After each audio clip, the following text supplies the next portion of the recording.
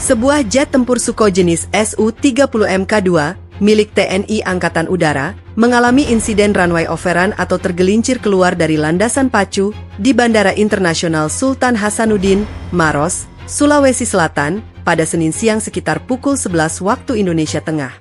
Pesawat tempur buatan Rusia tersebut keluar sekitar 30 meter dari ujung runway 13 di sisi barat bandara dan berhenti di area rerumputan.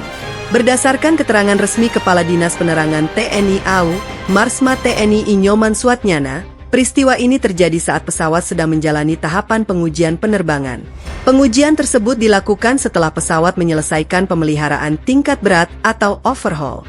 Saat melakukan simulasi lepas landas dan pengereman, sistem pengereman pada pesawat mengalami kendala teknis sehingga tidak berfungsi secara maksimal. Hal ini mengakibatkan pesawat meluncur melebihi batas ujung landasan pacu.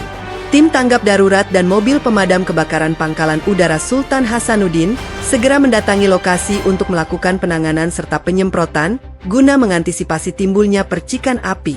Pihak TNI AU memastikan seluruh awak pesawat selamat dan tidak mengalami luka-luka.